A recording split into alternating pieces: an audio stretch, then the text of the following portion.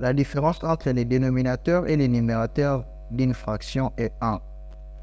En soustrayant 5 du numérateur et en ajoutant 4 au dénominateur, la fraction vaut 1,5, qui est la valeur originale de la fraction.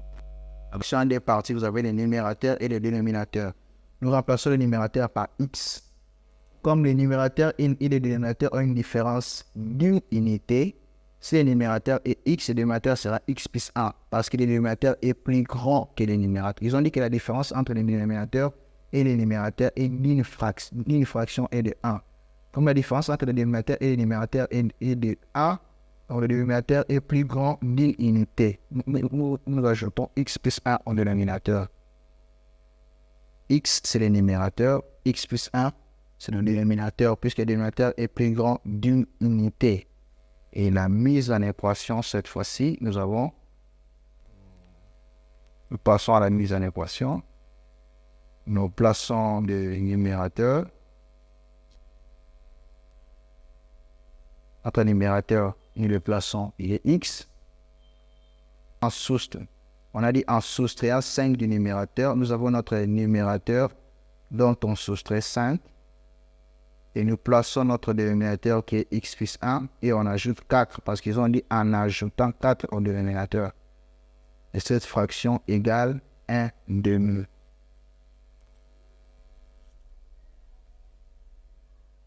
Nous résolvons l'équation. Nous avons x moins 5 sur x plus 1 plus 4 égale 1,5. Ceci nous donne x moins 5. Et le dénominateur 1 plus 4 nous donne 5. Nous avons là-bas en bas x plus 5 égale 1,5. Et lorsque vous avez l'égalité entre deux fractions, vous avez une fraction égale une autre fraction. Comment on résout, comment on calcule, comment on procède? On n'a plus qu'une propriété qu'on appelle les produits des moyens égale au produit des extrêmes. On multiplie, c'est comme un chiasme, vous multipliez A par D.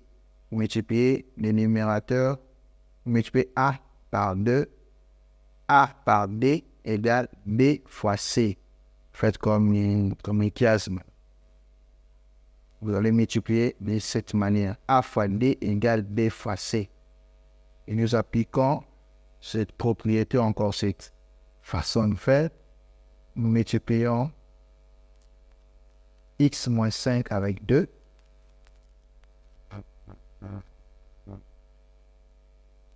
La multiplication intercommutative, on peut commencer par x moins 5 ou commencer par 2.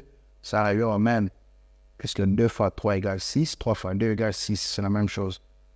Et égal, là aussi, A multiplié par x plus 5, tout nombre fois 1 égale à lui-même. Là, ça ne change pas. Et à partir de là, nous pouvons continuer, nous pouvons développer les termes.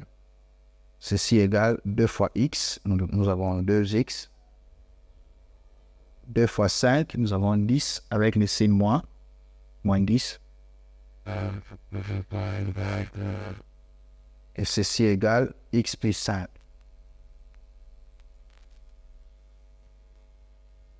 Nous regroupons les termes en x, nous les mettons ensemble au premier membre.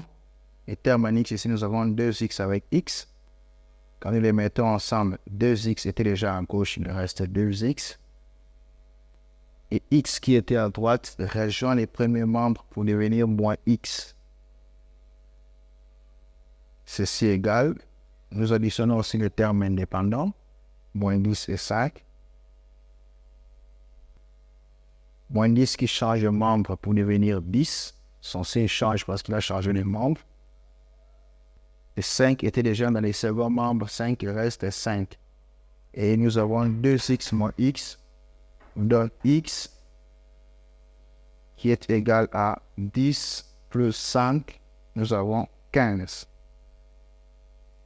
La fraction originale vaut, nous plaçons notre numérateur qui est x, que nous avons trouvé, 15.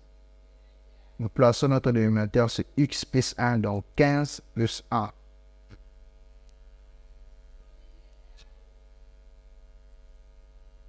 Et ceci égale 15 divisé par et 15 plus 1 nous donne 16.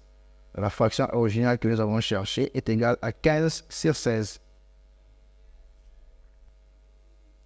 Nous allons faire la preuve. Notre fraction originale, 15 sur 16. Au numérateur 15, nous soustrayons 5. Et au dénominateur 16, nous additionnons 4. Nous ajoutons 4. Et 15 moins 5 nous donne 10. 16 plus 4 nous donne 20. Nous trouvons 10 sur 20. Et nous pouvons simplifier par 10A, par 10, 2. Nous voyons que la fraction vaut 1,5 comme a été énoncé dans les problèmes. Nous avons résolu notre problème et je vous remercie.